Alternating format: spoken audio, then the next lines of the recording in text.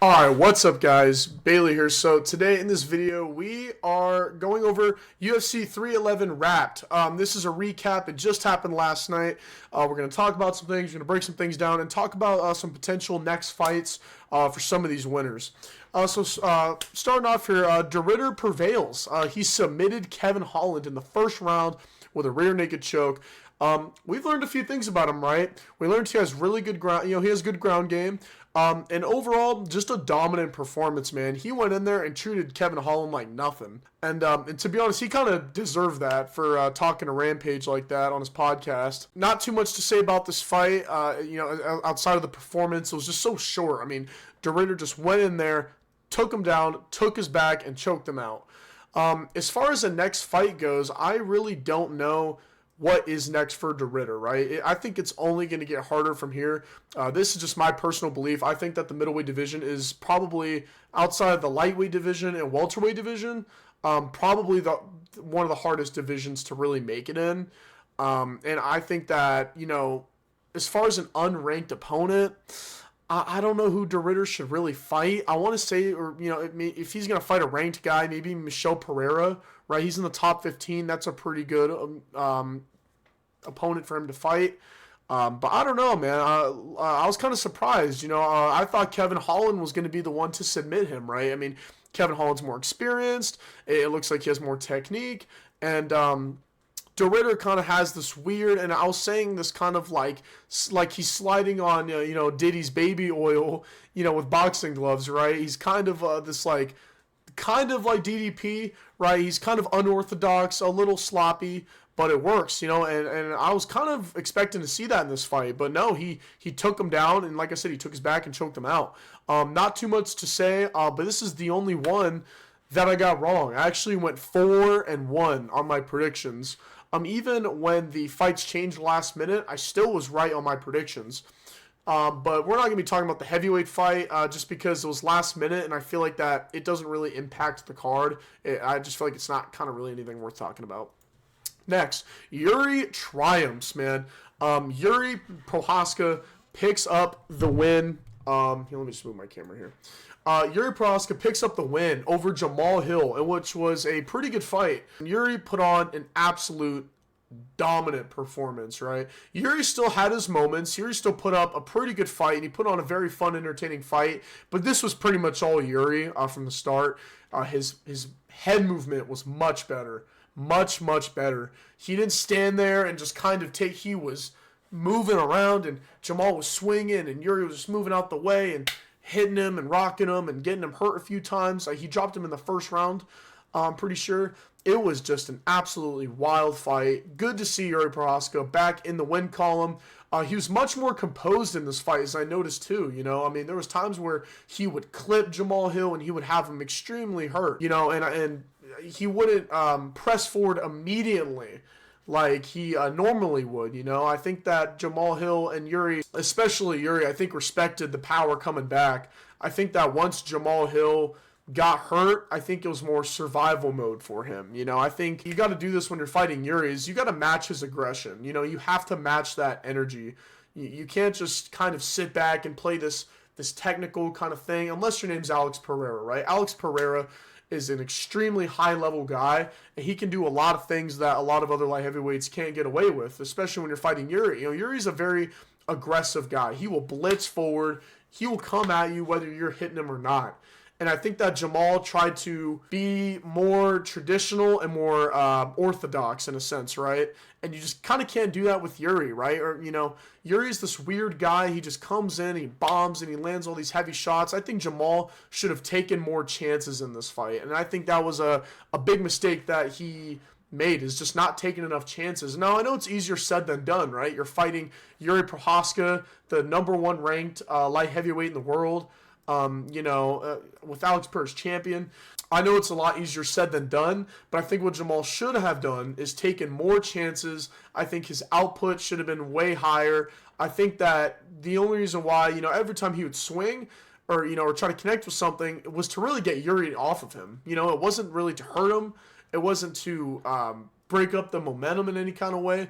It was really just survival. It was just Jamal saying, listen, Jiri, get the fuck off me. You're hurting me. You're hitting me. I'm tired and I'm hurt. And yeah, and Jiri just completely dominated. And one thing that I did predict was going to be a factor in this fight was the cardio. Jamal got really tired, it looked, towards the end of the first round. And Jiri wasn't really breathing at all, man. He just kept going and going and going and going, and until he eventually got the finish. So yeah, great fight. For me, this was the people's main event. I'm glad to see Jiri back in the winning column. And yeah, next fight. Merab dominates. Now, first round goes to Umar. Okay, I would like to point this out. Umar did win the first round, but Merab is just a machine, and that's pretty much the only thing I can say, right? Merab is just a complete and utter machine. Now people are kind of mad where they're saying, oh, Merab shot 30 takedowns and all this. These motherfuckers were out here saying Umar Nurmagomedov, best wrestler in the division. He's going to destroy Merab, everything like that. And then when he runs into a guy who actually is willing to wrestle and willing to put his skills to the test and not only use his wrestling, but his striking, everything, his cardio, Umar just didn't have it. And I said this in my past video, predicting this card.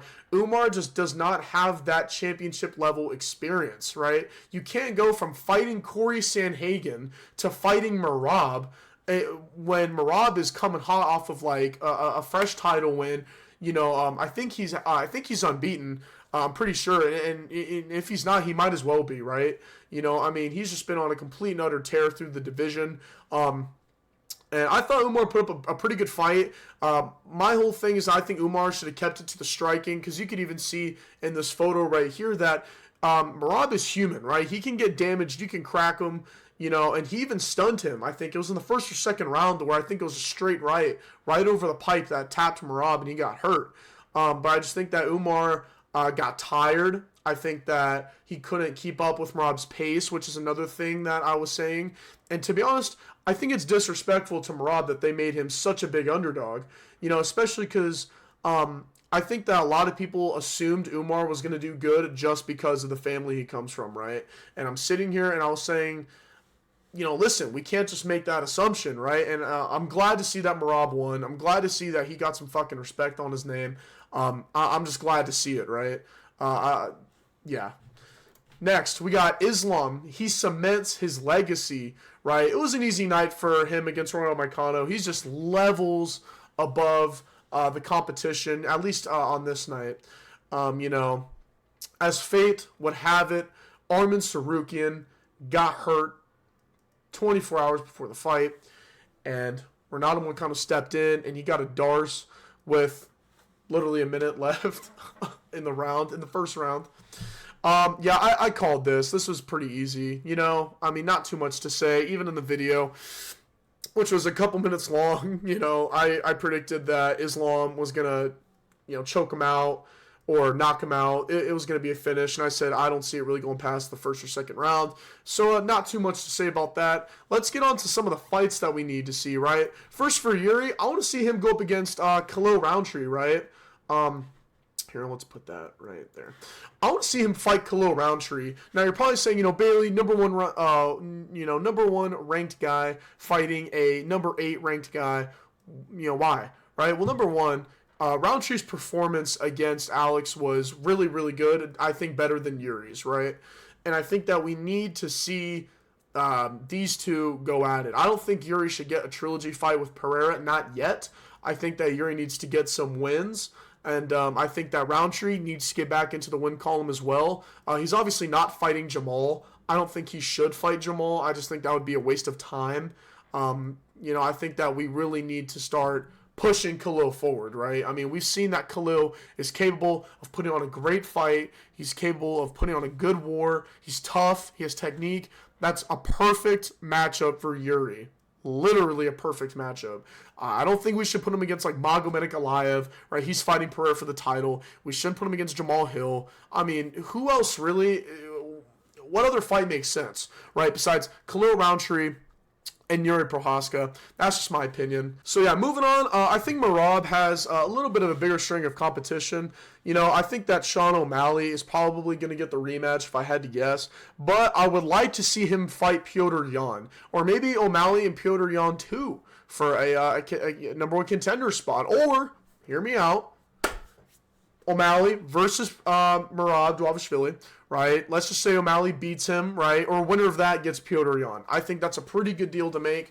Or, you know, there's just so much you can do with this, right? You know, you can have O'Malley and Yan fight again for contender. I don't see why you would do that. I think that's a championship level fight. So I say Merab gets either Yan or O'Malley. Winner of that, you know, gets one. So, yeah, I think that...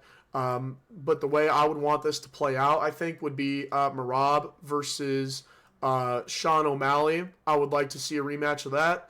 And winner of that, I think, fights Petr Yan. And I think that would be a really good fight, especially with the performance he put on against Davison Figueiredo. It's pretty good. All right, Islam. I think it's kind of obvious, right? I mean, the Arman fight needs to happen. If anyone is salty about, you know, Arman pulling out, the same shit happened to Khabib. So, like, chill out. You know what I mean? That Arman fight still needs to happen. Oliveira also is obviously a contender. I think we need to see a second fight. You know, I think that Islam, I think that we all kind of forget, he's only 4 title defenses in. Now, due to the nature of the division and how dominant and how, like, what's the word?